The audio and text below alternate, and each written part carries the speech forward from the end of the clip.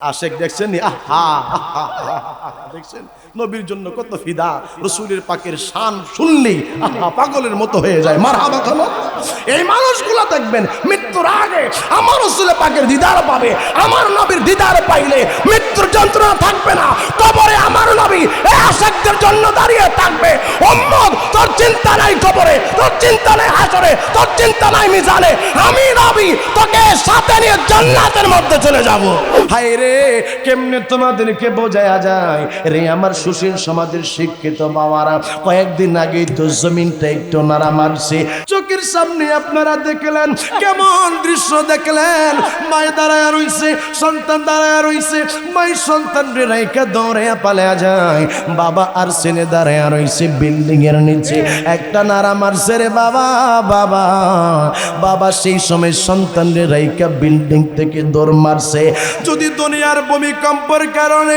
যদি এই অবস্থা হয় বুঝি যেই দিন আমার আল্লাহ এই দুনিয়াটারে ফানা করে পালাইবে যেই দিন কোন ফায়াকুন হয়ে যাইব ওই দিন তোমার কি অবস্থা হবে যেই দিন আসরের ময়দান কায়েম হয়ে যাইব ওই দিন বাবা কে তোমার কথা মনে রাখবে এখনো তুমি চিনো নাই আমার নবী কেমন নবী এখনো বোঝো নাই একটা মানুষের খবর রাখবে না মা সন্তানের খবর রাখবে না ছেলে মায়ের খবর রাখবে না স্বামী স্ত্রীর খবর রাখবে না ভাই তার বোনের খবর রাখবে না ওই সময় আমার নবী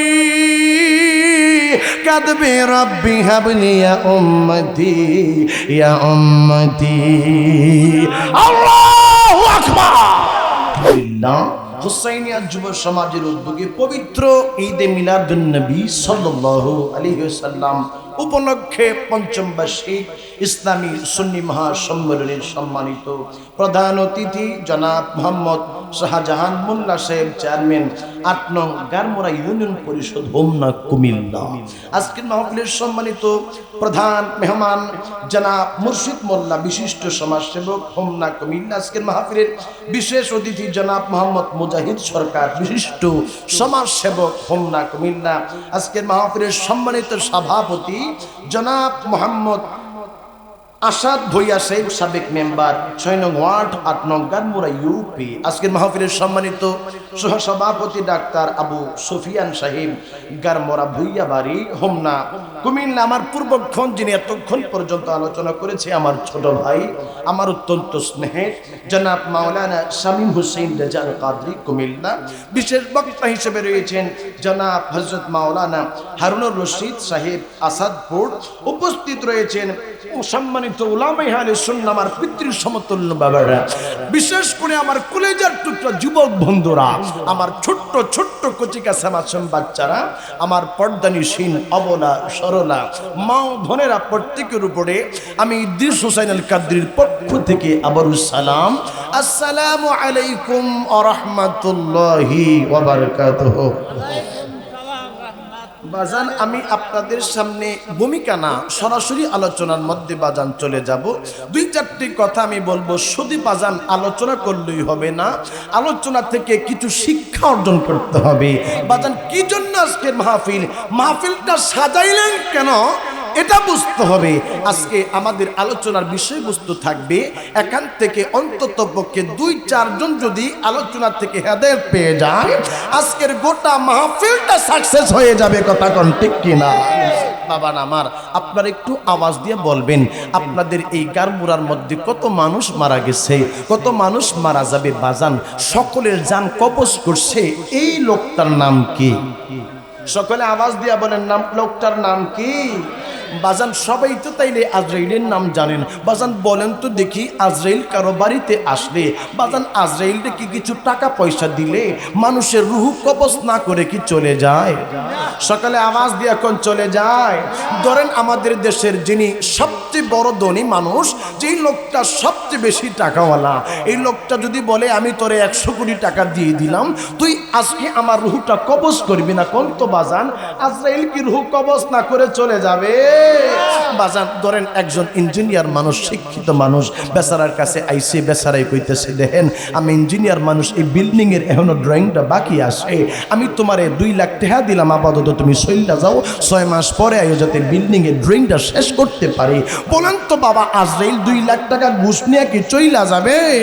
বাজান এমনটা যদি হয়, ধরেন বাজান আপনার একটা মেয়ের বিবাহ দিতে পারছেন না, আপনি চিন্তার মধ্যে আছেন মেয়েটারে কবে বিবাহ দিব, মেয়েটারে বিবাহ দিয়ে মরতে পারলে আমার শান্তি লাগতো। কিন্তু বাজান আমার আল্লাহ আপনার জন্য যে নির্ধারিত সময়টা রাখছে, এই সময়টা বাজান শেষ হয়ে গেছে, আজরাইল পাঠাইয়া দিছে। আজরাইল আসার পরে আপনি যদি আজরাইল লিখুন, আজরাইল রে আমার তো ছোট মেয়েটারে বিবাহ দিতে পারছি না, আমার ছোট মেয়েটারে বিবাহ দিলে আমি একটু শান্তি পাইতাম, আমার মেয়েটারে বিবাহ দিলে তুমি আমার রুহটা কবজ কইরো। আওয়াজ দিয়া বলেন এই আবদার করলে কি আজরাইল শুনবে? বাজান তাইলে বোঝা যায় আজরাইল সময় মতো আসে, আইসা যাবে। আজরাইল যখন আসবে একজন মানুষও নাই আজরাইলকে ফিরাইয়া দেওয়ার মতো, কথা বলেন ঠিক কিনা? বাজান এই বিষয়ে কথা বলতেছি, আমারে ভাই ফোন দিয়া বারবার কইছে হুজুর আপনি একটু আমাদেরকে হাসরের ময়দানের কথা, একটু কবরের কথা আমাদেরকে বললেন। ও বাজান আপনারা বলেন না মানুষ না মরলে কবরে যাইব কেমনে? বাজান মানুষ না মরলে হাসরে দাঁড়াইব কেমনে? আগে তো মরতে হইব, মরার পরে কবরে যাওয়া লাগবে, কথা বলেন বাবা ঠিক কিনা? এই জন্য বাজান একটু আগে মরতে হবে। এই জন্য মরার বিষয়টা আপনাদেরকে একটু বলি বাজান, মানুষের মৃত্যুর বাজান কোনো সময় নাই, যে কোনো সময় আজরাইল আসতে পারে কি পারে না। বাজান আমার আল্লাহ পাকের একজন পয়গাম্বর ছিল হযরতে মূসা কালিমুল্লাহ। এই মূসা কালিমুল্লাহ এমন একজন নবী ছিলেন বাজান, যিনি অত্যন্ত রাগী মানুষ ছিলেন, অত্যন্ত বাজান একজন জাদ্দার লোক ছিলেন, যিনি এমন ব্যক্তি ছিলেন আল্লাহর সাথে কথা বলেছেন। এই মূসা কালিমুল্লাহর কাছে আজরাইল আসছে বাজান। আজরাইল আলাইহিস সালাম আসার পরে তিনি একটা বাজান ঘুষি মারছে, আজরাইল আলাইহিস সালামের একটা চোখ উইটা গেছে। বাজান আপনার কাছে আজরাইল আইলে কি বাজান ঘুষি মারতে পারবেন? সকলে আওয়াজ দিয়ে কোন পারবেন? আব্বুজি আজরাইল এমন আজরাইল রে, এই আজরাইলের একটা পা আমার আল্লাহ রাখছে বাবা ওই ফুলসিরাতের পরের মধ্যে, আর একটা পা রাখছে এই জমিনের মধ্যে বাবা। এই রকমের বড় একটা আজরাইল আপনার সামনে দাঁড়াইলে বাবা এমনি তো আপনি প্রস্রাব পায়খানা করে দিবেন, এমনি তো বাবা আপনার রুহটা বাহির হয়ে যাবে। বন্ধু কেমনে আপনাদেরকে বোঝায়, আমার আল্লাহ তো চাই আপনি দুনিয়ার মধ্যে বেশি বেশি নেকামল করেন, আমার আল্লাহ তো চাই আপনি দুনিয়ার মধ্যে নেকামল করে আপনার নেক হায়াতটাকে আপনি বাড়ান। না না আপনি সেটা করেন না।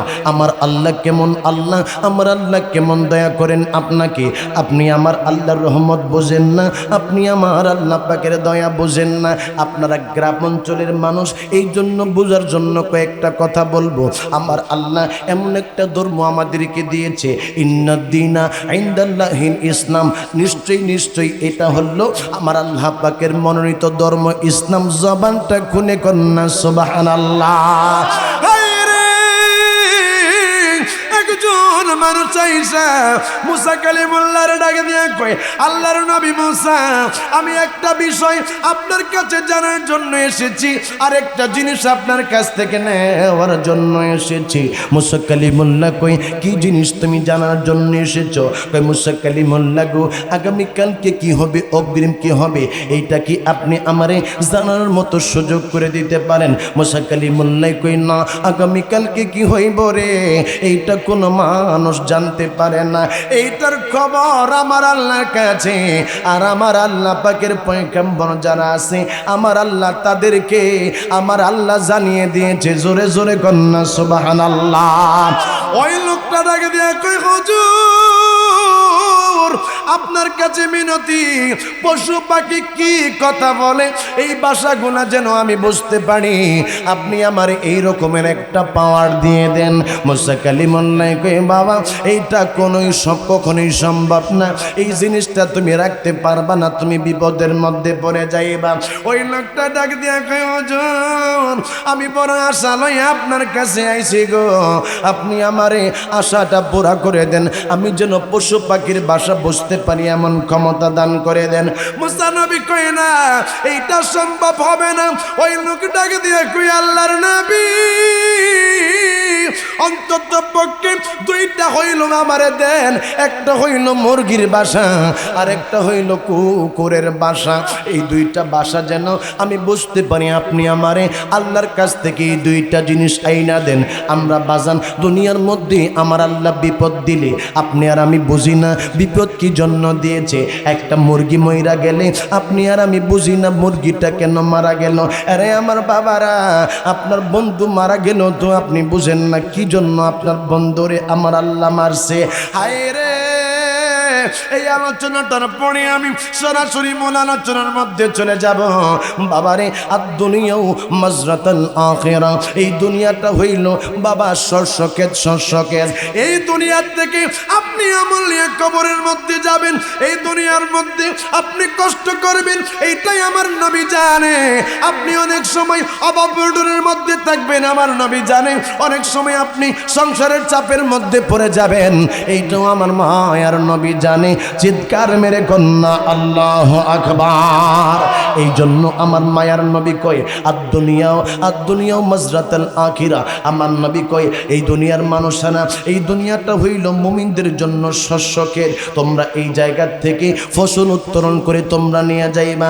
আরে আমার পরদানিসীন মা, এরে আমার হোমনার বাবারা, এরে আমার যুবক বন্ধুরা, এ আব্বুজি, ওই লোকটা মুসা কালিমুল্লাহরে বারবার কয়, হুজুর আমারে পাওয়ার দেন, আমি মুরগির বাসা এবং কুকুরের বাসা যেন বুঝতে পারি।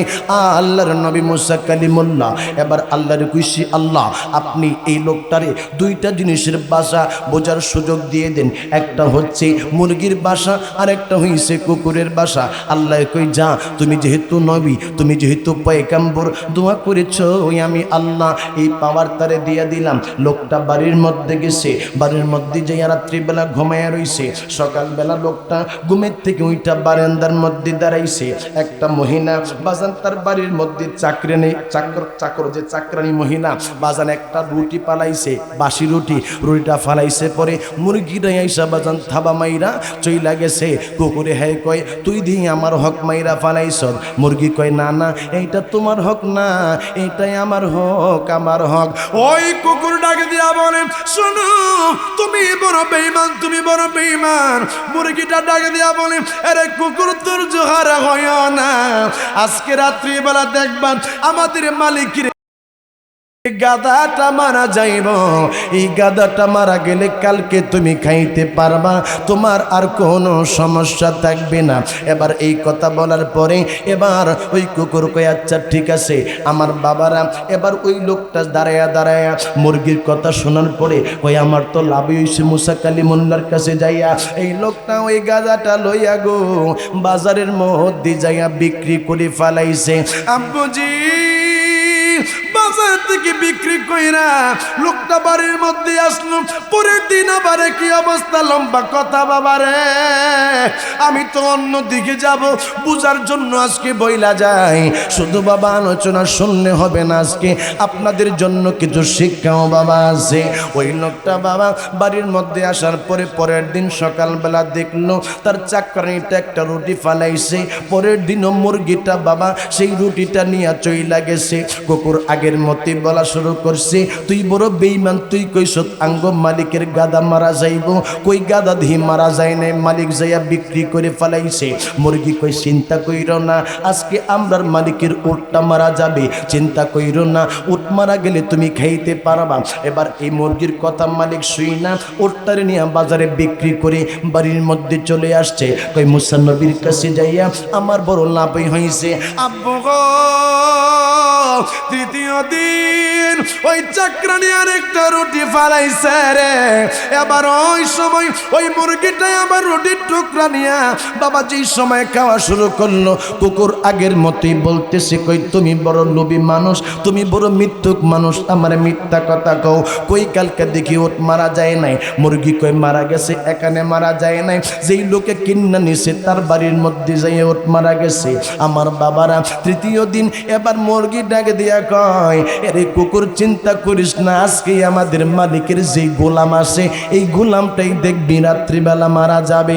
এই লোকটা বড় চিন্তার মধ্যে পড়ে গেল, আমার গোলামটা মারা যাবে, আর আমি তো এর অনেক টাকা পয়সা দিয়া কিনেছি, এই জন্যই লোকটারে বাজারের মধ্যে নিয়ে গমা বিক্রি করে লোকটা বাড়ির মধ্যে চলে আসলো। এবার চতুর্থ দিন বাবা রুটি ফালাইছে পরে চতুর্থ দিন একই রকমের কথা হচ্ছে। মুরগি ডাক দিয়া কয়, আজকে দেখবি আমাদের মালিক নিজেই মারা যাইব, তার জন্য কুলকানি হবে, তার জন্য বিভিন্ন রকমের খাদ্য পাকানো হবে, আর তুমি খাদ্য গোনা খাইতে পারবা। এই কথা শোনার পরে ওই ব্যক্তি চিন্তা করে, আগে শুনেছি গাদা মারা যাবে, গাদাটারে আমি বিক্রি করে ফেলাইছি, তারপরে শুনলাম উট মারা যাবে, উটটারে আমি বিক্রি করে ফেলাইলাম, তারপরে শুনলাম আমার গোলাম মারা যাবে, গোলাম রে আমি বিক্রি করে ফেলাইলাম, আজকে আমি শুনলাম আমি মারা যাব, কিন্তু আমি কার কাছে আমারে বিক্রি করব? হায় রে আমার গারমোরার মা, ওই লোকটা আর দেরি করে নাই, লোকটা একটা দরবার ছেড়ে মুসা কালিমুল্লাহর দরবারে চিৎকার মেরে কন্যা আল্লাহ আকবার। বাজান, আমাদের দুনিয়ার মধ্যে অনেক সময় আল্লাহ মুরগি মাইরা ফালায়, আর আমাদের বেদিরা, আমাদের মহিলারা, মা বোনেরা মাঝে মাঝে কয়, আল্লাহ আমার উপর মনে বেজার হইছে, এই জন্য আল্লাহ খালি আমার ওই সহ দেহে আমার মুরগিটারে মাইরা ফালাইছে। আমাদের দেশের মধ্যে মাঝে মাঝে আমার আল্লাহ মানুষে বিপদে ফালাইতে চায় না গো, এই জন্য গরুটারে দিয়া আমার আল্লাহ বড় বিপদ চায় না, আপনি মারা যান এইটা চায় না, এই জন্য গরু আমার আল্লাহ মায়েরা ফালাই, তারপরও আপনি বাজান অসন্তুষ্ট হয়ে যান। আমার আল্লাহর কোন আল্লাহ খালি আমার বিপদ দেয়। হায় রে আমার আল্লাহ এমন আল্লাহ যিনি আপনার মঙ্গল চান, যিনি আপনার রহমত চান। বন্ধু, এই লোকটা বিপদের মধ্যে পড়া মুসা কালিমুল্লাহর কাছে যাইয়া ডাক দিছে, আল্লাহর পয়গাম্বর মুসা গো, ও আল্লাহর নবী মুসা, এখন আমি কি করব? আমি তো এই রকমের বিপদের মধ্যে পড়েছি। মুসা নবী ডাকে দিয়ে কই, তুমি তোমার বিপদ নিজে এনেছ না, তুমি কাজগুলা ঠিক করো নাই। যতই খুশি হোক না কেন আপনি আমার এই বিপদ থেকে বাঁচান। মুসা কালিমুল্লাহ কই, না আমি তোমারে বাঁচাইতে পারবো না, কারণ মৃত্যু দেওয়ার মালিক আমি না রে, মৃত্যু দেওয়ার মালিক হইছে আমার আল্লাহ। জবানটা খুলে কোন বাবা ঠিক কিনা? মৃত্যু দেওয়ার মালিক কে? আরো জোরে আওয়াজ দিয়া বলেন কে? হায়াত দেওয়ার মালিক কে? সন্তান দেওয়ার মালিক কে? চিৎকার মেরে কোন আল্লাহ। জবানটা খুলে কোন ইয়া রাসূলুল্লাহ, আমাদের প্রভু এক নবীর উম্মত। চিৎকার মেরে কোন আল্লাহু আকবার। আমাদের প্রভু কয়জন? আমরা কোন নবীর উম্মত? আখিরি জামানার নবীর উম্মত। কথা কোন ঠিক কিনা? আমি আলোচনার মধ্যে যাবো, আপনাদের কষ্ট হবে নাকি বাবা? কষ্ট হচ্ছে নাকি বাবা? সমস্যা হচ্ছে না তো? চিৎকার মেরে কোন না মারহাবা। যা হোক, আমি আলোচনা বাবা সামনের দিকে এগিয়ে নিয়ে যাচ্ছি। হযরতে মূসা কালিমুল্লাহ বলে, বাবা এখন আর তোমাকে বাঁচানোর সময় আমার। গজলটা আবার গাইতাম, গাবনি? আপনারা গজল শুনতে চান তো? তাহলে এই এলাকার মানুষ মনে নাতে রসুল হামদে বাড়ি তারা পছন্দ করে। কথা কোন ঠিক কিনা? আমাদের প্রভু এক নবীর উম্মত, জীবন বিধানে ওই শিবানী কোরআন। চিৎকার মেরে কন্যা আল্লাহু আকবার। আমাদের এই দেশের মধ্যে অনেক মানুষ আমরা মুসলমানদের সাথে লাগালাগি, না না এটা চলবে না, আমাদের কোরআন এক, আমাদের হাদিস এক, আমাদের নবী এক, আমাদের 5 ওয়াক্ত নামাজ, আমাদের বাবা 30টা রোজা, সব কিছুই ঠিক আছে। বাজান মাঝে মাঝে কিছু বিষয় নিয়ে ইখতিলাফ থাকতেই পারে, এই বিষয় নিয়ে নিজেদের মধ্যে গোতাগতি করা ঠিক না। কথা বলেন ঠিক কিনা? আমাদের প্রভু এক এক নবীর উম্মত জীবন বিধানে ঐশী বাণী কোরআন তবু কেন এক নাও হে মুসলমান এক হও করিয়া আহ্বান তবু কেন এক নাও হে মুসলমান এক হও করিয়া আহ্বান বাইতুল্লাহ এক মদিনা শরীফ এক ওহদ পাহাড় এক বদরের মাঠ এক একটা তো জীবনার মরণ তো একবার সকলের তরে আছে একই স্থান তবু কেন এক নাও হে মুসলমান এক হও করিয়া আহ্বান তবু কেন এক নাও হে মুসলমান এক হও করিয়া আহ্বান চিৎকার মেরে কোন আল্লাহু আকবার আমরা এক থাকতে চাই কি চাই না আমার আল্লাহ পবিত্র কালামে পাকে ঘোষণা দিয়েছেন আব্দুল্লাহি জামিআ তোমরা আমার রুজুকে ঐক্যবদ্ধভাবে সকলে আঁকড়ে ধরো আমরা মুসলমানরা যদি ঐক্যবদ্ধ থাকতে পারি তাহলে আমাদের এই ফিলিস্তিনের ভাইয়েরা আর মার খাবে না আমার মুসলমান ভাইয়েরা মনে রাখতে হবে ওই যে ইসরায়েল বাহিনীরা আমাদের গাজার ভাইদের উপরে হামলা চালাইতেছে সেই জায়গার মধ্যে কে হানাফি কে আহলে হাদিস কে কওমি কে সুন্নি এইটা তারা দেখে না তারা দেখে তারা মুসলমান এই জন্য আমি সর্বস্তরের ভাইদেরকে বলবো ঐক্যবদ্ধভাবে বাতিলদেরকে আমাদেরকে পশ্চিমা শক্তিকে আমরা অবশ্যই প্রতিহত করব হাত তুলে বলেন ঠিক কিনা আল্লাহু আকবার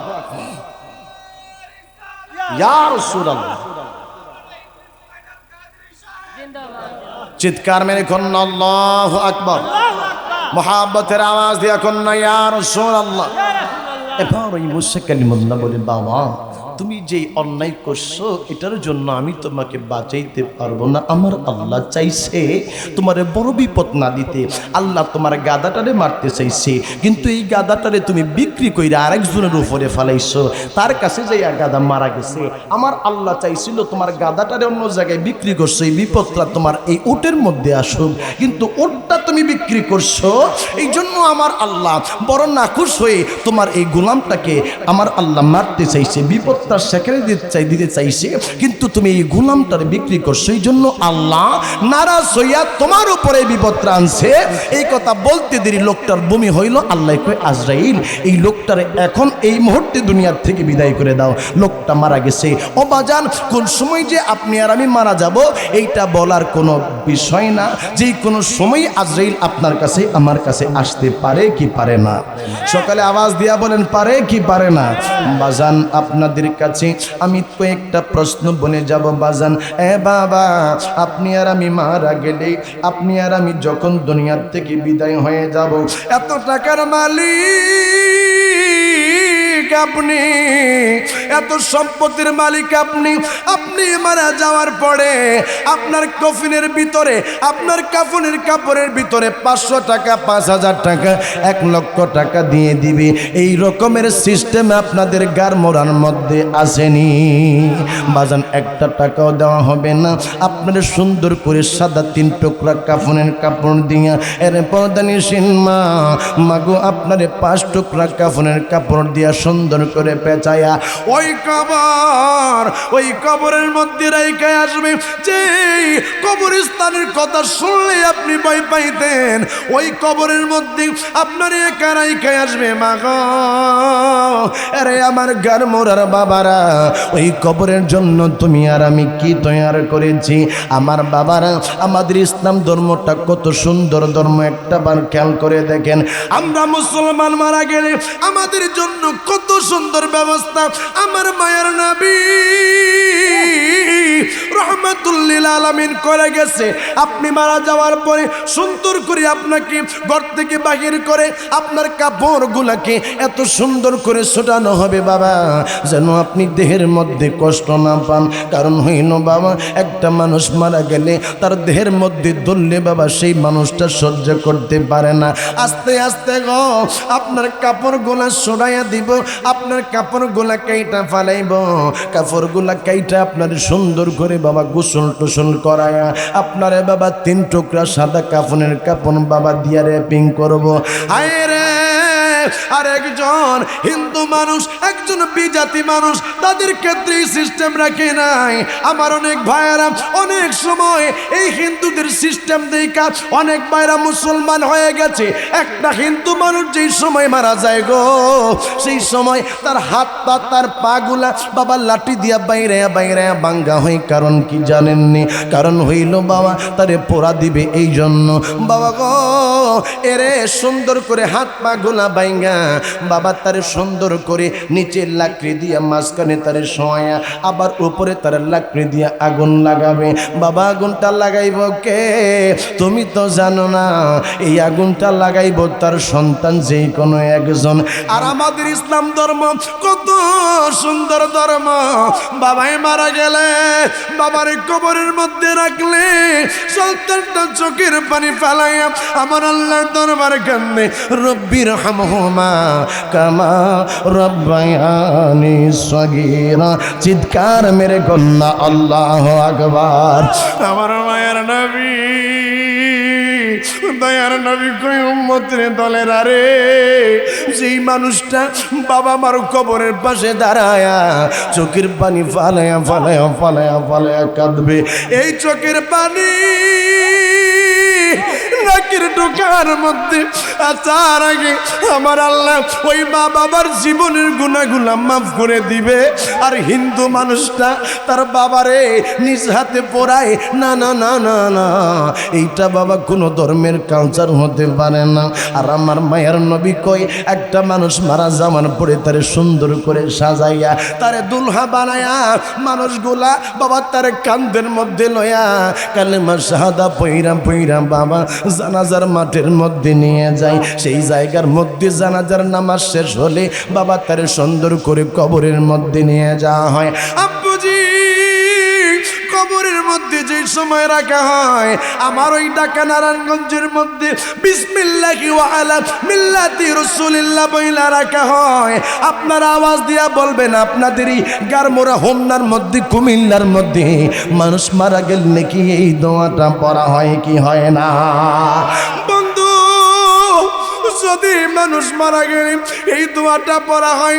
আজকে আমার গুণী গুণী, আজকে আমার জ্ঞানী গুণী ভাই বাবাজিদের কাছে একটা প্রশ্ন হইল, যদি মানুষ মারা গেলে বিসমিল্লাহি ওয়া আলা মিল্লাতি রাসূলিল্লাহ অর্থাৎ নবীজির মিল্লাতে যদি দেওয়া হয়, তাইলে কেন বাবা আমার নবীর সাথে তুমি দুশ্মনী করো? আমার নবীর মিল্লাতে যদি দেওয়া হয়, তাইলে কি জন্য আমার নবীর সানাজমত তোমার কাছে ভালো লাগে না? তুমি তো নবীরে চিনো নাই, তুমি তো নবী কেমন নবী এইটা তো তুমি জানো না। আজকে নবীর শান শুনলে তোমার গায়ের মধ্যে আগুন লাগা যায়। আর আমার মায়ের নবীর সাহাবীরা রে ওই নবীর কেমন ভালোবেসেছে, নবীর গায়ে মায়ের দেওয়ার আগে নবীর সাহাবীরা তাদের বুক টেনে পাইটা দিছে, যদি মারতে হয় আমাদেরকে মারো, আমার মায়ের নবীর গায়ে একটা আঘাত কইরো না। জবানটা খুলে কন্যা ইয়া রাসূলুল্লাহ, চিৎকার মেরে কন্যা ইয়া হাবিবাল্লাহ।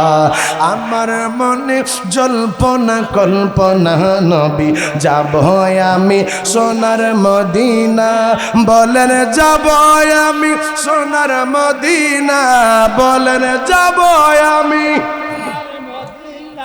বলেন যাব আমি সোনার। যে আওয়াজ দিয়েছেন বাবা, এই আওয়াজটাতে তো আমি সন্তুষ্ট হতে পারি নাই। কারণ এই হোমনাতে তো আমি নতুন আসি না, এই হোমনার মধ্যে তো আমি অনেকবার এসেছি। আমি জানি এলাকার মানুষগুলা আমার নবীর পাগল, আমার নবীর জন্য দেওয়া না। এই জন্য আজকে আমার যুবক ভাইয়েরা, বন্ধুরা, বৃদ্ধ বাবারা, আমার কিশোর যুবক বন্ধুরা সকলে একটা আওয়াজ দিয়া কও ইয়া রাসূলুল্লাহ। আমার ডান দিক থেকে আপনারা যারা আছেন আপনারা একটু আওয়াজ দিবেন আগে, আপনারা আওয়াজ দিবেন পরে। আমি দেখতে চাই আমার ডান দিক আমার বাম দিকে কাদের আওয়াজ বেশি, কাদের ইমানি পাওয়ার মজবুত বেশি। আপনারা আওয়াজ দেওয়া বলেন, যাব আমি সোনার মদিনা, লেনে যাব আমি। আপনারা স্টপ থাকেন, আপনারা বলেন যাব আমি সোনার, বলেন যাব আমি।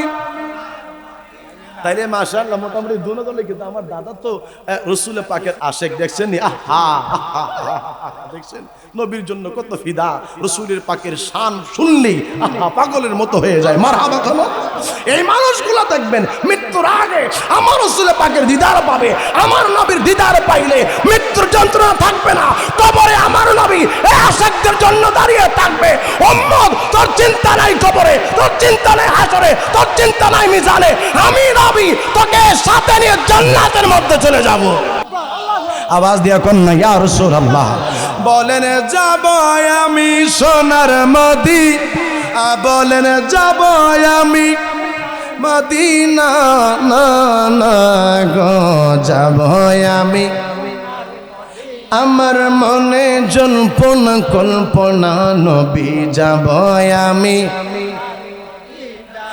নবী মনটাই আমার অনেক খুশি, নবীজিকে ভালোবাসি। মনটাই আমার অনেক খুশি, নবীজিকে ভালোবাসি।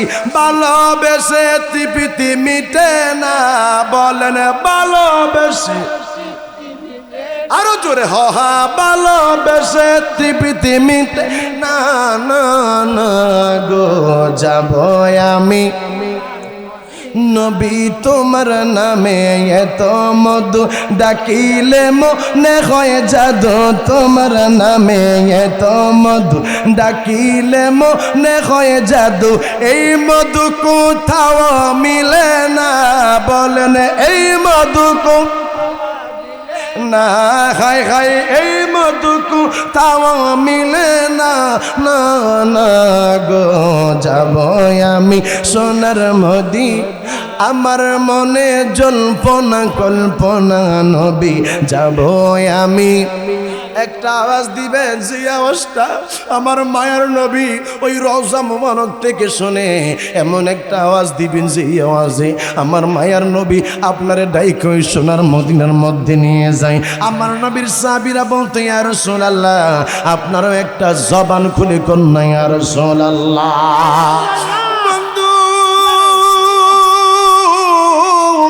আপনার যে সময় কবরের মধ্যে রাখা হইব, ওই সময় মুনকার নাকির আসবে। ওই মুনকার নাকির দুইটা ফেরেশতা আসার আগে আমার আল্লাহ আরেকটা ফেরেশতা বাবা পাঠাইব। ওই রহমান নামের একজন ফেরেশতা আপনার কবরের মধ্যে আইসা আপনারে বসাইয়া, ও বন্ধুরে আপনারে সেই সময় সে বলবে তুমি তোমার আমলনামা গুলা লেখো। আপনি বলবেন কই থেকে আমি লিখবো রে পাগলা, আমার কাছে তো কাগজ নাই, আমার কাছে তো কলম নাই, আমি কেমনে লিখবো? ওই ফেরেশতার আগে দিয়া কইব, পাগলা তোমার এই হাতের আঙ্গুল রে কলম বানায়া দাও, তোমার মুখের থুতুরে তুমি কালি বানায়া দাও। কই আমার খাতা কই লিখবো? কই কাপড়ের কাপড়ের মধ্যে তোমার লেখা শুরু করে দাও, লেখা শুরু করে দাও। রে আমার গার মরার মা বোনেরা গো, আপনাদের ক্ষেত্রে এই অবস্থা হবে। আমার অডিয়েন্স যারা এই জায়গার মধ্যে, আজকে তো মানুষের অভাব নাই, একজন মানুষও তো বাবা উঠতেছেন না। ও বাবা আপনাদের ক্ষেত্রে একই অবস্থা হবে। ওই সময় আপনি বলবেন কোন জায়গার মধ্যে আমি লিখবো? কইব তোমার কাফনের কাপড়ের মধ্যে তুমি লেখো। সেই সময় কাফনের কাপড়ের মধ্যে লেখা শুরু হবে, ভালো আমলগুলো আপনি লিখে দিবেন, আমি ভালো আমলগুলো লিখে দিব। ফেরেশতা ডাকে দিয়া কইব, পাগলা রে তোর জীবনে কি তুই গুনার কাজ করস নাই? ওই লোকটা বলবে আমি গুনার কাজগুলো কেমন করে লিখবো? আমার কাছে তো বড় লজ্জা লাগে। আমার গুনার খবর তো আমার বিবি জানে না, আমার গুনার খবর তো আমার মাই জানে না, আমার বাবাই জানে না আমি গুনাহ করছি রে। আমার বন্ধু তো গুনার খবর জানে না, রাত্রিবেলা তো আমি গুনার কাজগুলা করে ফেলাইছি, এখন তো আমার লজ্জা লাগে। আরে আমার গারমুরার যুবক, আজকে আজকে তো তোরা মাহফিল সাজাইলি, আজকে তোদেরকে আমি বলে যাই এমন কোনো কাজ করা যাবে না যেই জায়গার মধ্যে গুনার কাজ করলে আমার আল্লাহ দেখে। বাবা এমন কোনো কাজ তুমি করতে পারবা না বাবা, এমন কোনো কাজ তুমি কইরো না বাবা। বাবা গো, ওই লোকটা ওই সময় বলবে আমার তো লজ্জা লাগে, গুনার কথাগুলো আমি কেমনে লিখবো।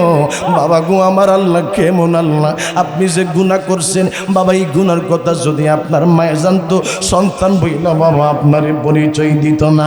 আপনার গুনার খবর আপনার সামনে যদি বাইসা যাইত, তাইলে আপনার সন্তান জীবনে আপনার আব্বা কইয়া ডাকতো না, আপনার মা আপনারে কখনো সন্তান বলে পরিচয় দিত না। আমার আল্লাহ এই গুনাহগুলান রে গোপন রাখছে বাবা। ও বাবা, ওই সময়ে ফেরেশতা আপনারে মারতে যাবে, আমারে মারতে যাবে, তখন ভয় পাইয়া গুনার কাজগুলো বাবা লেখা দিব। আমি আস্তে আস্তে হাসুরের ময়দান পর্যন্ত যাব বাবা। লম্বা টপিক্স আমার বাইরা তো বুঝে না, আমার এমন একটা টপিক্স দিয়া দিল বাবা, যে টপিক্সের উপরে কথা বললে নবীর শান ও আজমত আসতে থাকবে বাবা গো। ওই জায়গার মধ্যে সেই সময় গুনার কাজগুলা লেখার পরে ওই লেখাগুলা বাবা কান্দের মধ্যে জমাইয়া দিয়া চইলা যাবে। এখন আমার আল্লাহ মুনকার নেকির দুইটা ফেরেশতা পাঠাইয়া সওয়াল জবাব নেবে। একটা সওয়াল জবাব হইল তোমার নবী, ওই মায়ার নবী, যে মায়ার নবীর আমরা যারা শুননি, যারা আমরা নবীর জানের চাইতে বেশি ভালোবাসি, আজকে তো নবীর মোহাব্বত করার কারণে অনেক ভাইরা আমাদেরকে বেদাতি কয়। আবার বাবার আমার মায়ার নবীরে আমরা সালাম জানানোর কারণে অনেক মানুষ তো আমাদেরকে বেদাতি কই, খারাপ কয় বাবা। অনেক মানুষ আজকে এখানে আমার যুবকরা দেখছি ঈদে মিলাদুন নবী, এইটা বাংলা অর্থ কি আমার যুবকরা তো বুঝে না। ঈদে মিলাদুন নবী মানে নবীর আগমনে খুশি। আমরা নবীর আগমনে খুশি হয়েছি, এই জন্য আমরা মিলাদুন নবী পালন করি। বন্ধু, ওই কবরের মধ্যে তিনটা প্রশ্ন। একটা প্রশ্ন থাকবে মা কুনতা তাকুলু ফি হাক্কি হাদার রাসূল, তোমার নবী সম্পর্কে এই লোকটাকে আমার নবীরে দেখায় কইব চিননি এই লোকটাকে যারা নবী করে, যারা নবীর জন্য পাগল, এরা আমার নবীরে দেইকেই চিন্না ফালাইব, তারা কইব হাদা রাসূলুল্লাহ। চিৎকার মেরে কন্যা সুবহানাল্লাহ। ভালোবেসে নবীজিকে, ভালোবেসে নবীজিকে হৃদয় মাঝে ভরে রাখব, নবীর চরণেতে সারা জীবন আমি। আমার যুবক বাবারা, বৃদ্ধ বাবারা, আওয়াজ দিয়ে এখন আপনারা নবীর চরণে থাকতে চান কি চান না? কারা কারা চান দুই হাত তুলে দেখেন আমারে, এইভাবে নারা দিয়া কোন নবীর চরণেতে সারা জীবন আমি থাকব, ভালোবেসে নবীজিকে নবীজিকে হৃদয় মাঝে ভরে রাখব, নবীর চরণেতে সারা জীবন আমি থাকব।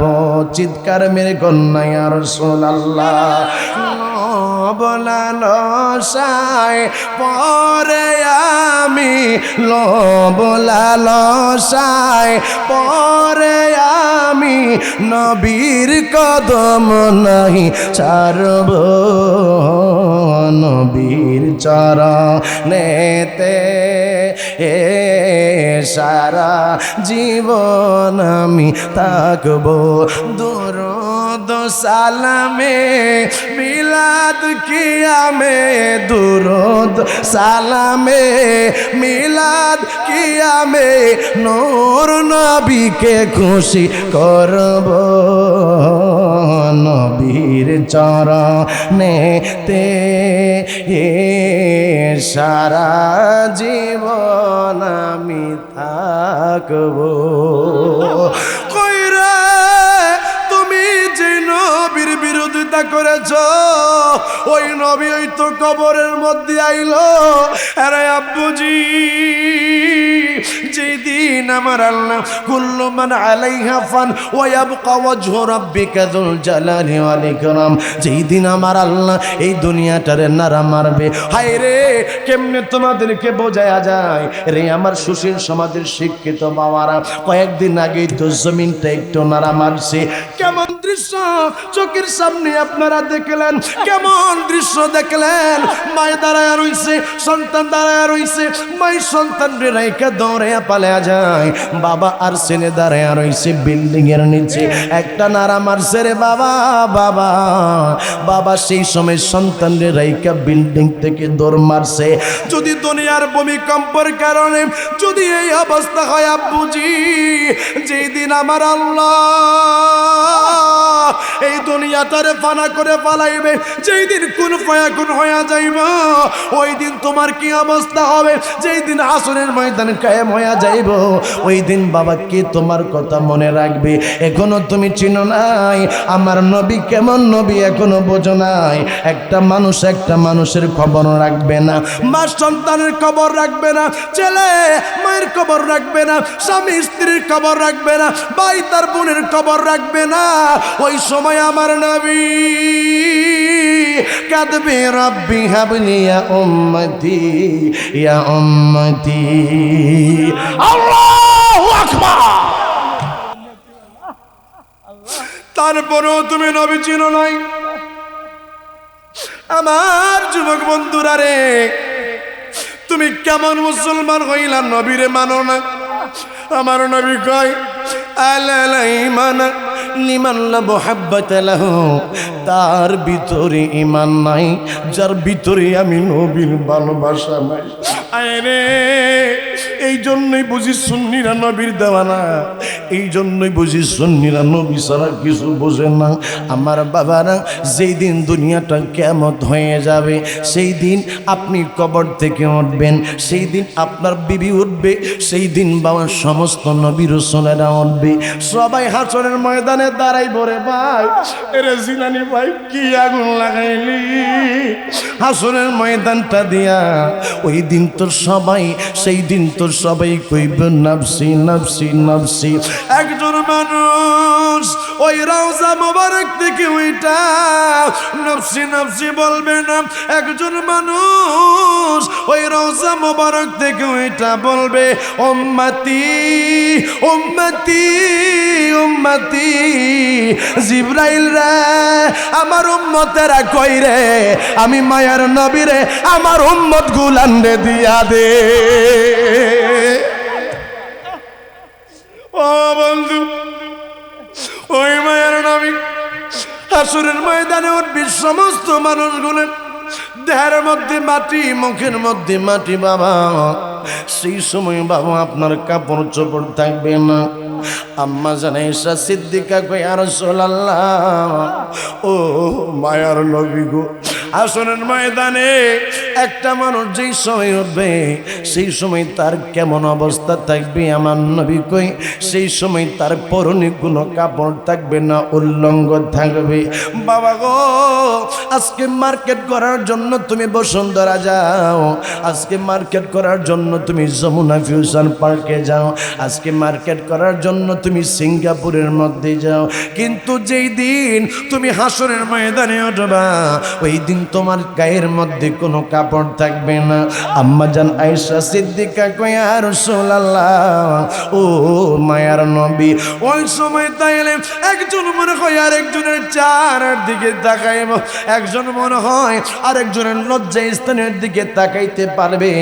আমার নবী কয় আয়েশা, রে আয়েশা, সেই সময় গুনার কথা স্মরণ করে কেউ কারণ লজ্জা স্থানের দিকে তাকাইবে না। সেদিন সবাই বলবে, সেদিন সবাই বলবে নাফসি নাফসি নাফসি, চিৎকার মেরে কন্যা আল্লাহু আকবার। হুজুর রাহমাতুল লিল আলামিন ডাকে দিয়া কই আয়েশা রে আয়েশা ওই দিন সবাই নিজের চিন্তায় বেকার আর কেউ রে কারো খবর রাখবে না আমি মায়ার নবীরে তোমরা যারা উম্মত আছো তিনটা জায়গার মধ্যে পাইবা তিনটা জায়গায় আমি মায়ার নবী আমি দয়ার নবী আমার উম্মতের জন্য আমি দাঁড়ায়া থাকবো আর একটু আওয়াজ দিয়া কন্যা ইয়া রাসূলুল্লাহ আজকে তুই আমি হিসাব মিলায়া দেখি আমার নবী ছাড়া কোনো জায়গার মধ্যে পার নাই আমি হিসাব মিলাইয়া দেখলাম বাবা গো আমার নবী ছাড়া জান্নাতে যাওয়ার সুযোগ নাই ও যুবক আজকের আলোচনা ইদ্রিস হোসেন আল কাদরির আলোচনা শুইনা নাও আজকের পরে আমার মনে হয় তোমার নবীকে আর চিনানো লাগবে না আমার আজকের পরে মনে হয় এই নবীর সামনে কথা বলার সময় তুমি হিসাব করে কথা বলবা বাবা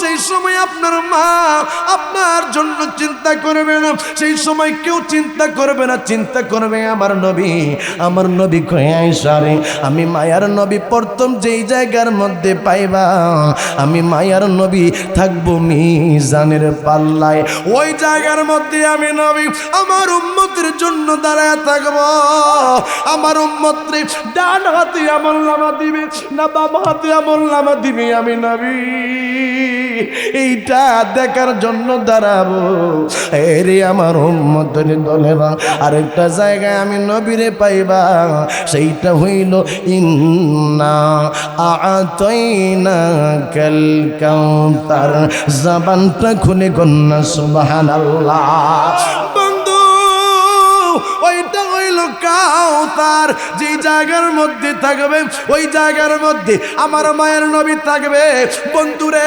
বন্ধুরে বন্ধুরে ও দুনিয়ার বন্ধুরা মানুষগুলা হাসুরের ময়দানে যেই সময় দাঁড়াইব ওই সময় বাবা মানুষের আধা হাত কোনো জায়গার মধ্যে আসলো এক সুরমা সলাই পরিমাণ যখন আপনার মাথার সামনে বাবা সূর্যটা চলে আসবে বন্ধু সেই সময় এই সূর্যের তাপে আপনার মাথার মগজগুলা টকবক টকবক করতে থাকবে গোটা শরীর গামতে গামতে মানুষের আমল অনুযায়ী কিছু মানুষের পা পর্যন্ত কিছু মানুষের কোমর পর্যন্ত কিছু মানুষের বুক পর্যন্ত কিছু মানুষের গলা পর্যন্ত বাবা ডুবে যাবে ওই সময় রে আমার মায়ার নবী আমার দয়ার নবী হাউজে কাউসারের পানি লইয়া দাঁড়ায়া দাঁড়ায়া উম্মতের জন্য অপেক্ষা করতে থাকবে চিৎকার মেরে কন্যা আল্লাহু আকবার নাই কোন বন্ধু গো নাই দরদি নাই কোন বন্ধু গো নাই দরদি নাই কঠিন দিনে আমার নবীজি বিনে আরেকটা আওয়াজ দিয়া কোন সুবহানাল্লাহ বলুন নবীর শান শুনতে চান কি চান না আমি কি শানটা বলবো আপনাদের কষ্ট হচ্ছে না তো আপনারা যদি না বলেন আমি বাবা আমি বুঝতে পারছি আসার পরে যে আপনারা একটু শান বেশি পছন্দ করেন কথা কোন ঠিক কিনা বলেন নাই কোন বন্ধু গো নাই দরদি নাই কোন বন্ধু গো নাই দরদি নাই কঠিন দিনে আমার নবীজি বিনে কঠিন দিনে আমার রোজ হাসরের কঠিন দিনে রব্বুল আলামিন ওয়াহিদুল কাহার বনিয়া সাজিবেন হাকিম থাকিবে না দয়া মায়া স্নেহ মমতা কেউ হবে না কাহার জন্য জামিন দাতা হায় হায় হাহাকারে পইরা যাবে দনি পিপাসায় ফাটিবে সাথী মগজ গইলা পানি কান্দিতে থাকিবে সেদিন আদমের আওলাদ কান্দিয়া জানাইব তারা তাদের ফরিয়াদ কান্দিয়া যাইব তারা আদম যেইখানে আদমের কাছে যাবে মুক্তিদের কারণে যাইয়া দেখবে আদম নবী রইয়াছে দাঁড়ায়া আদম নবীর কাছে উম্মত বলিবে কান্দিয়া আদম বলবে আমি পাপী যদিও নবীদের গুনাহ নাই কিন্তু হাদিসের মধ্যে আসলো আদম নবীও নাফসি নাফসি বলবে আদম বলবে আমি পাপী বড়ই গুনাহগার, আমার কি আর সাধ্য আছে করিতে উদ্ধার। সৃষ্টি কইরা রাইখা দিল বেহেশতের ভিতরে, গন্ধম খাইতে নিষেধ করলো আল্লাহ পরোয়ারে। নিষেধ না মানিয়া গন্ধম খাইলাম বেহেশতে, অপরাধী হইয়া গেলাম হাসরের মাটিতে। আদম বলবে নাফসি নাফসি,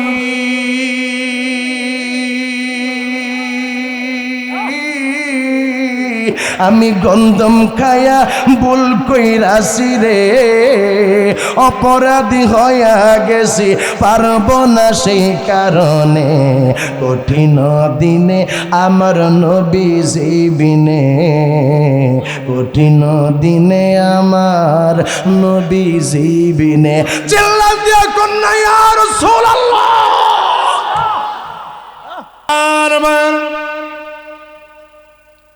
আরে ঘুমনার মা বোনেরা কেমনে বুঝাইতাম আমার নবী কই আরেকটা জায়গার মধ্যে তোরাই আমার পাবি। সেই জায়গাটা হইল ফুলসিরাতের পুল রে, যে ফুলসিরাতের পুল পার না হইলে জান্নাতে যাওয়া যায় না। আমার নবী ডাকে দিয়া কই উম্মতেরা রে, যে ফুলসিরাতের পুল থাকবে জাহান্নামের উপরে, আমার উম্মত গুলার জন্য আমি মায়ার নবী দাঁড়ায়া থাকবো। আমি মায়ার নবী দেখবো আমার কিছু গুনাহগার উম্মত তারা ফুলসিরাতের পুলটা পার হইতে যাইয়া একবারে শরীর থেকেও আরো দাঁড়ানো, চুল থেকেও আরো বেশি পাতলা, এই ফুলসিরাতের পুলটা পার হইতে যাইয়া আমার অনেক উম্মত তারা কাইটা কাইটা জাহান্নামের মধ্যে পড়ে যাবে।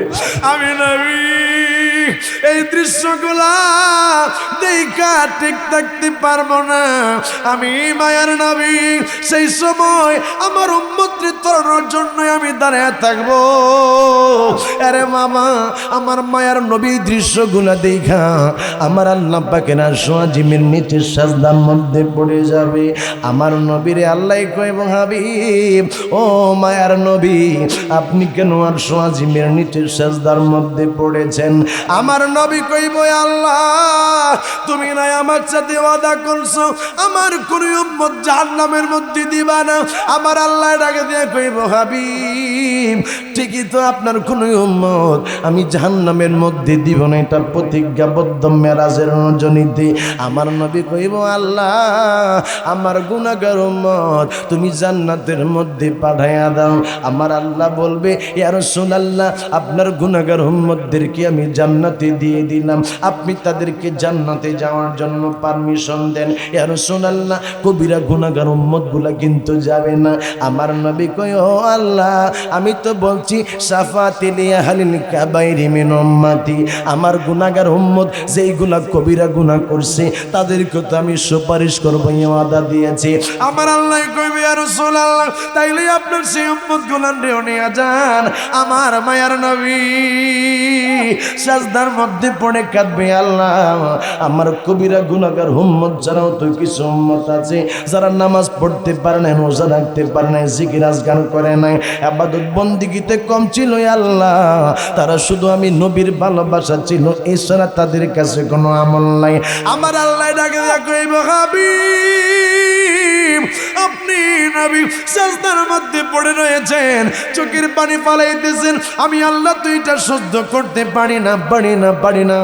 আমি আল্লাহ তো হাসরের ময়দান সাজাইতাম না। কোন মানুষটা জান্নাতে যাবে এইটা তো আমি আল্লাহ আগের থেকেই জানি, কোন মানুষটা জাহান্নামের মধ্যে যাবে আমি আল্লাহ এইটা তো আগের থেকেই জানি। আমি আল্লাহ সরাসরি তাকে জান্নাত জাহান্নাম দিতে পারতাম। ও মায়ার নবী দয়ার নবী আমি আল্লাহ আপনি নবী রহমাতুল লিল আলামিনের জন্য হাসরের ময়দান সাজাইলাম। ইয়া রাসূলুল্লাহ ইয়া হাবিবাল্লাহ আপনি আপনার উম্মত যাদেরকে পছন্দ হয় তাদেরকে নিয়ে আপনি জান্নাতের মধ্যে চলে যান। আরো জোরে কোন সুবহানাল্লাহ, চিৎকার মেরে কোন ইয়া রাসূলুল্লাহ। বন্ধু সবাই জান্নাতের মধ্যে যাবে যাবে। হাদিসের মধ্যে আইলো একজন বান্দা, সেই বান্দাটারে আমার আল্লাহ জান্নাত তো দিবে না, জাহান্নামও দিবে না।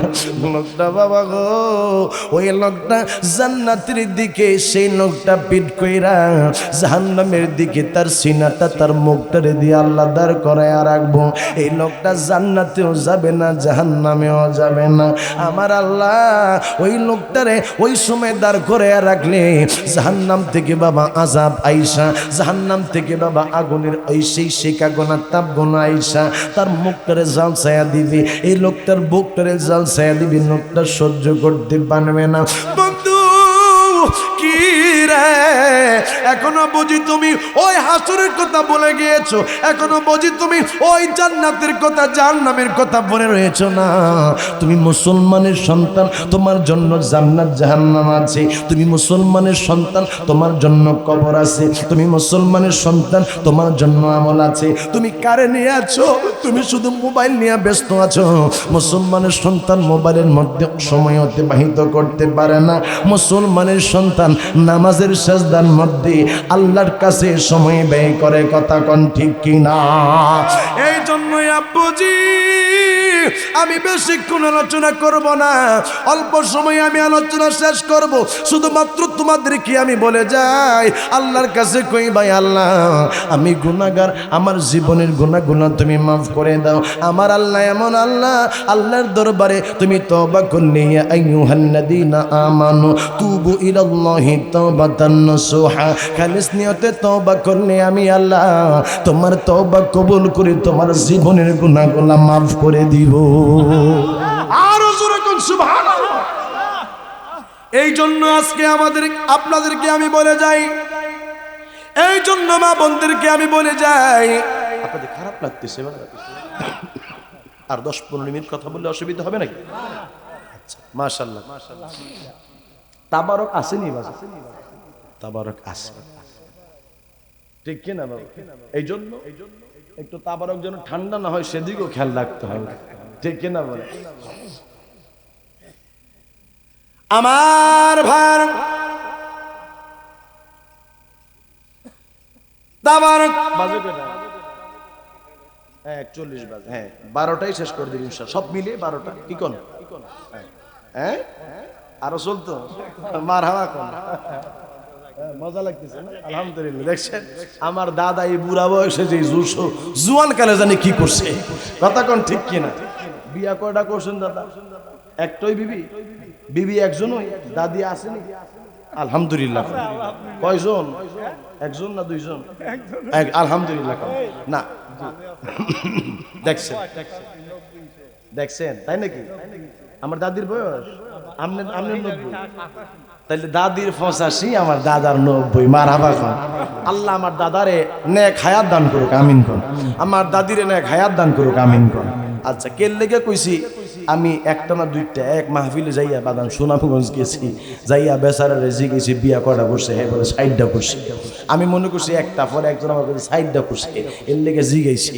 আগেরকার দিনের মানুষ তো সুন্নত আবার অনেকে আদায়ও করছে, কথা কোন ঠিক কিনা?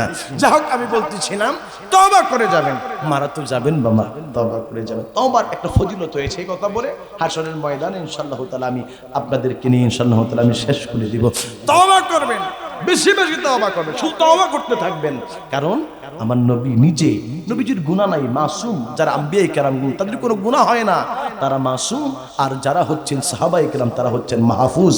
আমার আল্লাহ তিনাকে কোনো গুনাহ রাখেন নাই, তারপর আমার নবী 70 থেকে 100 বার পর্যন্ত তওবা ইস্তেগফার পাঠ করতেন। সুবহানাল্লাহ।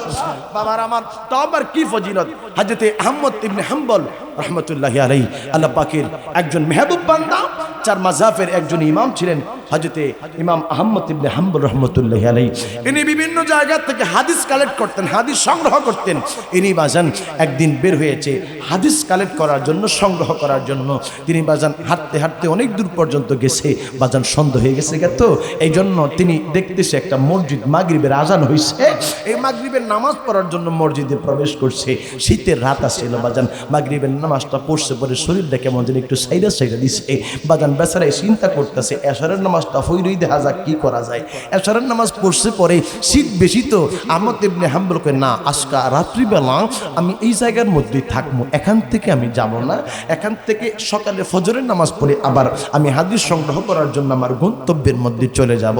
আহমদ ইবনে হাম্বল যেই মাত্র এশারের নামাজ পড়ে তিনি রেস্ট করবেন, মসজিদের যিনি রক্ষক ছিলেন এসে বলতেছে আপনি কে, আপনি এখানে কি জন্য এসেছেন? এখানে আহমদ ইবনে হাম্বল বলতেছে দেখুন আমি একজন মুসাফির মানুষ, আমি মসজিদের মধ্যে থাকবো শুইবো, এই জন্য আমি এখানে বসে আছি। মসজিদের রক্ষক বলে না না না না না, এখানে কোনো মুসাফির থাকতে পারবে না, মসজিদে থাকা নিষেধ, আপনাকে বের হয়ে যাইতে হবে। আহমদ ইবনে হাম্বল কয় হাই হাই রে, পুরো মুসিবতের মধ্যে পড়ে গেলাম, থাকতে দিত না। ইনি মসজিদ থেকে বের হয়ে গেছে বাজান, বের হয়ে হাঁটতে হাঁটতে সামনে গেছে, সামনে যাই বাজান একটা ওই যে আমরা গারমোরা বাজারের মতো একটা বাজার দেখছে, বাজারের মধ্যে দেখে একটা লোক রুটি বানাইতেছে, রুটি বেলতেছে, লোকটা রুটি বেলে আর কয় আস্তাগফিরুল্লাহ, লোকটা মানুষকে রুটি দেয় আর কয় আস্তাগফিরুল্লাহ। আহমদ ইবনে হাম্বল ওই লোকটার কাছাকাছি যায় বলতেছে ভাইজান আমি একটু কথা বলবো আপনার সাথে। কই কি কথা? কই আমি একজন বিনদেশি মানুষ, আমি একজন মুসাফির মানুষ, আমি এখানে আসছিলাম মসজিদে থাকতে, আমারে দেয় নাই, আজকে রাত্র বাজারও আমি থাকবো, আপনার সাথে গল্প টল্প করবো, কথা বলবো, আপনি আমারে একটু সময় দিবেননি? আমি এখানে থাকলে আপনার কোনো অসুবিধা হবে? বলে না না না, আমার তেমন কোনো অসুবিধা হবে না, আজকে সারা রাত্র পর্যন্ত আমার ডিউটি রুটি বানানো, আমি মানুষের সামনে ডিস্ট্রিবিউশন করব, বিতরণ করব রুটিগুলাকে, এই জন্য আমি এইগুলা বানাইতেছি, সমস্যা নেই। এই লোকটা বাজান সেই জায়গার মধ্যে রুটি বেলে আর কয় আস্তাগফিরুল্লাহ, লোকটা মানুষকে তাবারক দেয়, রুটি দেয় আর বলে আস্তাগফিরুল্লাহ। আহমদ ইবনে হাম্বল অবাক হয়ে গেল, লোকটা তাহলে আস্তাগফিরুল্লাহ আস্তাগফিরুল্লাহ পড়ে। আহমদ ইবনে হাম্বল ওই ছেলেটার কাছে যায় বলতেছে বাবা তুমি কি আস্তাগফিরুল্লাহ ছাড়া আর কোনো তাসবিহ পড়তে পারো না? ওই লোকটা ডাক দিয়ে বলতেছে ভাই আমি আস্তাগফিরুল্লাহর মধ্যে যে ফজিলত পেয়েছি অন্য কোনো তাসবিহর মধ্যে এই ফজিলত আমি পাই নাই। কই তুমি এই আস্তাগফিরুল্লাহর মধ্যে কি এমন ফজিলত পাইছো, কি বিষয় এটার মধ্যে আছে, কি গুণ আছে এটার মধ্যে, আমার কাছে তুমি একটু আলোচনা করো। এই লোকটা বলতেছে হুজুর আমি আস্তাগফিরুল্লাহ পড়তে পড়তে আল্লাহ আমারে মুস্তাজাবুদ দাওয়া বানিয়ে দিয়েছেন, আমি আল্লাহর কাছে যেই দোয়া করি আমার আল্লাহ সেই দোয়াই কবুল করে নেয়। কি হ্যাঁ আমি যে দোয়া করি সেটাই আল্লাহ কবুল করে, তবে একটা কষ্ট আছে। কি কষ্ট? কয় আমি সব দোয়া করছি আমার আল্লাহ একটা দোয়া কবুল করে নাই। কই কোনটা কবুল করে নাই? কয় আমি আল্লাহরে কইছি আল্লাহ আমি শুনেছি এই জামানার মধ্যে একজন সবচেয়ে বড় ফকিহ আছে, একজন হাদিস বিছানত আছে যার নাম আহমদ ইবনে হাম্বল, আল্লাহ তারে তুমি একটু আমারে দেখাইও, আল্লাহ তুমি তারে আমারে একটু দেখাইও। আমি কয়েকবার আল্লাহর কাছে দোয়া করছি আমার আল্লাহ তারে আমারে দেখায় নাই। এই কথাটা বলতে দেরি আহমদ ইবনে হাম্বল আল্লাহু আকবার বলে একটা চিৎকার মেরে কয় পাগলা আমার আল্লাহ তোমার এই তাসবিহর কারণে আস্তাগফিরুল্লাহর কারণে এই দোয়াটাও কবুল করেছে, আর আমি কেউ না, আমি হইলাম আহমদ ইবনে হাম্বল রাহমাতুল্লাহি আলাইহি। জন্য বাবা বেশি বেশি আস্তাগফিরুল্লাহ পাঠ করো। শুধু আলোচনা শুনে গেলে হবে না, আমল করতে হবে। কথা বলেন ঠিক কি? আমার আব্বু হাসরের ময়দান আমি বলতেছিলাম আমার আল্লাহ, আপনারা তো এখন সবগুলা জোশের মধ্যে আছেন, বলুন তো কোথায় ছিলাম? আমার মনে আছে কোথায় ছিলাম, মনে নাই একজন। আস্তাগফিরুল্লাহ তো শেষ হয়ে গেল, আর একটা হইল আমার আল্লাহ একটা লোকরে জান্নাতও দিবে না জাহান্নামও দিবে না। দেখছে আমি কিন্তু অডিয়েন্স দেখে বুঝছি যে এইগুলো আছে এইগুলা খালি আমার এটার কি নমুনা দেখতেছে, কই পাগলা বক্তা কইতেছে। আমার যুবক ভাইয়ার আমার আল্লাহ একটা লোকরে জান্নাতও দিবে না জাহান্নামও দিবে না, লোকটা জান্নাতের দিকে ফিরে থাকবে। বাবা জিলানী ভাই আসেনি? আমার আল্লাহর কাছে ওই লোকটা বলবে মালিক তুমি তুমি আমার জাহান্নামের দিকে ফিরে রাখছো, জাহান্নাম আমার দাও নাই, কিন্তু এই জাহান্নামের তাপ আমি সহ্য করতে পারি না। ও আল্লাহ, লোকটা জাহান্নামের তাপ সহ্য করতে পারে না, আর যাকে জাহান্নাম দিবে তার কি অবস্থা হবে? যেই জায়গার মধ্যে কোনো মরণ নাই, মরলে আবার জেতা। জাহান্নাম এমন একটা জায়গা, যেই জায়গার মধ্যে অনন্তকাল থাওয়া লাগবে। জাহান্নাম এমন একটা জায়গা যেখানের মধ্যে কান্নায় আর কান্না। জাহান্নাম একবারে আমার আল্লাহর কাছে অতিষ্ঠ হইয়া জাহান্নামীদেরকে আযাব দিয়া কইব, আল্লাহ আমারও তুমি একটু সুযোগ দাও রিল্যাক্স করার জন্য। আমার আল্লাহ ডাকে দিয়া কইব, জাহান্নাম তোমার কোনো রিল্যাক্স নাই, যারা আমি আল্লাহরে মানে নাই, আমার হাবিবরে মানে নাই, তাদেরকে তুমি শাস্তি দিতেই থাকবা, দিতেই থাকবা। আরে বন্ধু, ওই লোকটা বলবে, মালিক আমারে তুমি জুলুমকারী বান্দাদের সাথে অন্তর্ভুক্ত কইরো না, আল্লাহ দয়া করো না, মায়া করো না, আমার চেহারাটা তুমি অন্যদিকে ঘোরাইয়া দাও। আল্লাহ বলবে শোনো, এই আল্লাহ বলবে শোনো, তারপরে আমার কাছ থেকে কিছু চাইবানি, তারপরে আমার কাছ থেকে কিছু আবদার করবানি। ওই লোকটা কইব, আল্লাহ তারপরে আর কিছু চাই না, চাই না। আল্লাহ কইব, তাইলে তোরে আমি ঘুরাইয়া তোর চেহারাটা জান্নাত মুখী করে দিলাম। একজন লোক হাসরের ময়দানে নামাজ দিয়া, রোজা দিয়া, ইবাদত দিয়া জান্নাতে যাইতে পারবে না নবীর ভালোবাসায় আর আল্লাহর দয়া ছাড়া। আল্লাহ যদি আপনার জিগায়, যদি জিজ্ঞাসা করে, মুসলিম দিরে যেইভাবে নামাজ পড়া দরকার সেইভাবে নামাজ পড়ছনি, যেইভাবে রুকু দেওয়ার দরকার সেইভাবে দিছনি, যেইভাবে সাজদা দেওয়া দরকার সেইভাবে সাজদা দিছনি, যেইভাবে রোজা রাখার দরকার সেইভাবে রোজা রাখছনি, বাবা তাইলে একটা মানুষ আল্লাহর কাছে জবাব দিতে পারবো না। এই জন্য আমলের কোনো ফকর হবে না, আমলের কোনো গর্ব চলবে না। যুবক, আমাদের দেশের মধ্যে কিছু মানুষ তসবিহ নিয়ে হাঁটে, না না এটা করা যাবে না। ইবাদত মুখ দেখানো না, ইবাদত হইল গোপনে আল্লাহর জন্য। ঠিক কি না বাবা? অনেক মানুষ সংসার ছেড়ে দিয়েছে, আছে অনেক মানুষ সংসার ছেড়ে দিয়েছে, কয় আমরা আল্লাহওয়ালা, কয় আমরা ইবাদতের জন্য বের হয়েছি। তোমাকে বলতেছি, আমার নবী বলেছে, সংসার যারা তোমার ছেলে মেয়ে আছে এদেরকে দেখাশোনা করাটা ইবাদত। তোমার তোমার সন্তান যারা আছে, এই এদেরকে বরণ পোষণ করলেও ইবাদত, তোমার বিবিরে খাওয়াইলো ইবাদত। তুমি মনে রাখো, তুমি যে সন্তানদেরকে ছাইরা, তোমার বিবিরে ছাইরা যে বের হয়ে গেলা, তোমার বিবির হক আছে যুবক, তোমার সন্তানের হক আছে, বান্দার হক আমার আল্লাহ মাফ করে না। আমার বন্ধুরা, সব কথা কি বলা লাগে? বন্ধুরা আমার, আমার আল্লাহ কইব, রে বান্দা তোর চেহারাটা আমি জান্নাতমুখী করে দিলাম। এই লোকটা জান্নাতের খুশবু তার নাকের মধ্যে লাগতে থাকবে, লোকটা বেকার হয়ে যাবে। আগে কইছে নয় আমার আল্লাহ, তুমি কি অন্যদিকে চেহারা ঘোরাইলে আর কিছু চাইবানি? ওই লোকটা কইছে, আল্লাহ এরপরে আমি কিছু চাই না। এই লোকটা জান্নাতের খুশবু পাইয়া, সুঘ্রাণ পাইয়া লোকটা এবার মাতোয়ারা হয়ে যাবে। লোকটা কি বলবে কি বলবে শুধু চিন্তা করতেছে। কয় আল্লাহরে তো কইছি আমি আর কোনো কিছু চাবো না, আল্লাহর কাছে বলছি আমার আর কোনো কিছু দরকার নাই। হঠাৎ করে লোকটা বলবি, আল্লাহ আমারে তুমি জান্নাতের দরজা পর্যন্ত নিয়ে দাও, আয় আল্লাহ তুমি আমার জান্নাতের কাছাকাছি নিয়ে দাও।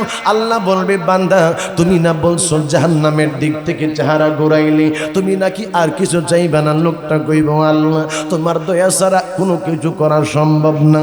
আল্লাহ আমার জালিমদের অন্তর্ভুক্ত কইরো না। আচ্ছা আচ্ছা, মাশাআল্লাহ মাশাআল্লাহ, মারহাবা মারহাবা। আমার আল্লাহ বলবে তুমি না বলে আর কিছু চাইবা না। আমার আল্লাহর কাছে ওই লোকটা কাকুতি মিনতি কইব, আল্লাহ আমার জুলুমকারী বান্দাদের অন্তর্ভুক্ত কইরো না। আল্লাহ তুমি আমার জান্নাত পর্যন্ত পৌঁছায়া দাও। বাবা গো, আমার আল্লাহ কইব তুমি এখন আমাকে বলো তুমি তারপর কি আমার কাছে কিছু চাইবা নি? কয় আল্লাহ জান্নাতের গেট পর্যন্ত গেলে আমার আর কোনো কিছু চাওয়ার দরকার নাই, তারপরে আপনার কাছে আমি কিছু চাবো না। আল্লাহ কই মনে যেন থাকে। আল্লাহ আমার মনে আছে, আমি আপনার কাছে আর কিছু যাব না। আমার আল্লাহ ওই বান্দাটাকে জান্নাতের দরজার কাছাকাছি নিয়ে দিবে। এই লোকটা জান্নাতের কাছাকাছি যায় গো, জান্নাতের নাজ নিয়ামত গুলা দেখবে।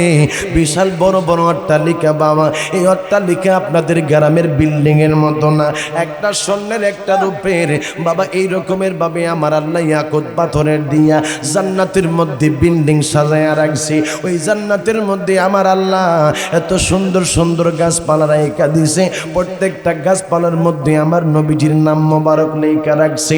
ওই লোকটা দূর থেকে দেখবে আমার মাবুদ ওই জান্নাতের মধ্যে হুর গেলমান বানায় রাখছে রে। যে হুর গেলমানেরা নিজেরা গায়ের মধ্যে কাপড় পড়েছে, হুর যে দেহের মধ্যে জামা লাগাইছে, এর জামার ভিতর থেকে তার চামড়ার ভিতরে যে হাড্ডির ভিতরে যে মগজ, এই মগজটা পর্যন্ত হুরের দেখা যায়।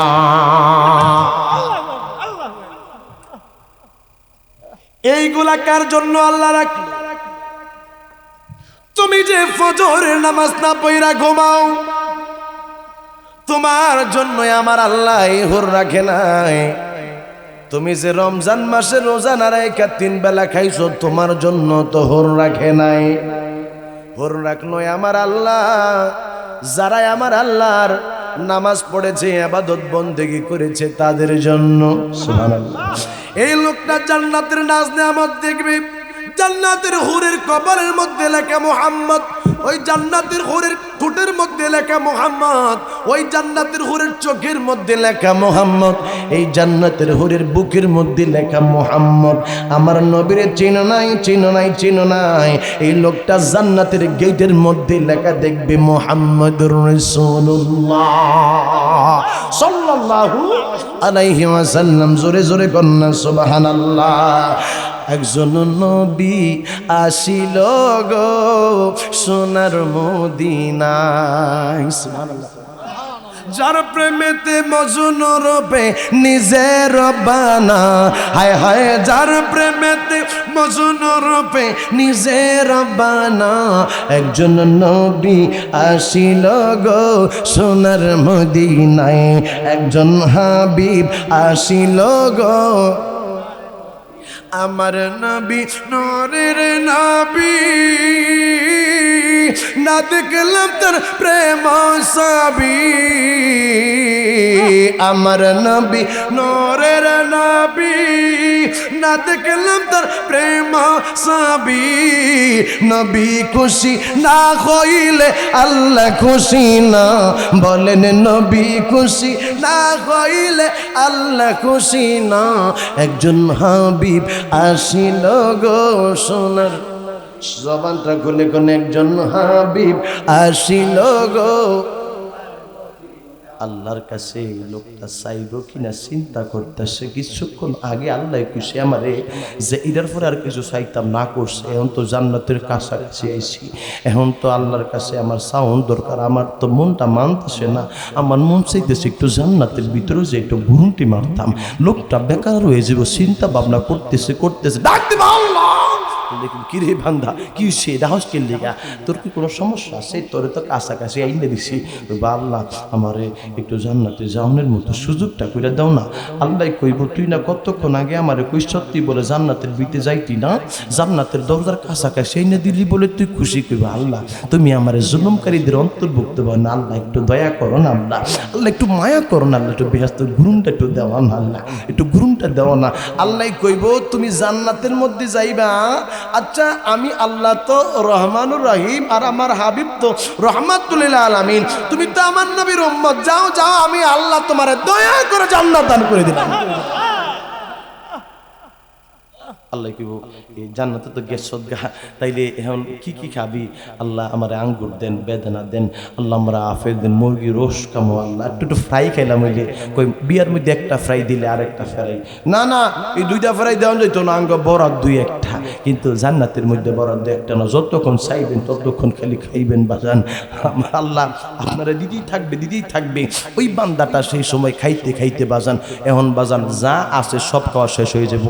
আমার আল্লাহ কিবা আর কি খাইবা? কয় আল্লাহ আমার আর কিছু মনে চায় না। আল্লাহ কিবা বেটা সব কিছু যদি খাস নাই, ওই যে এই ফলটা নাশপাতি যে আসিল এইটা তো খাস না, ও আল্লাহ এটা আমি খামো। আল্লাহ কি ওই যে আরেকটা আসলে তো কি কয় আল্লাহ, ওই যে ওই আল্লাহ কি ওই যে এই ফলটা তো খাস নাই। ও আল্লাহ দুনিয়ার মধ্যে কত ফল যে সব করে নাম আমরা জানিও তো না, আল্লাহ মনে করে দিব হ আল্লাহ এইটা খামো আমি। আল্লাহ এর সব কিছু মনে করে দিয়ে আল্লাহ এবার শোন, যেহেতু জান্নাত পর্যন্ত আই ফসদ আমার নবীর পাগল যেহেতু, তুই যা খাবি যত নিয়ামত তুই চাবি তার থেকে 10 গুণ নিয়ামত আমি আল্লাহ এই জান্নাতের মধ্যে তোর জন্য রিজার্ভ করে দিলাম।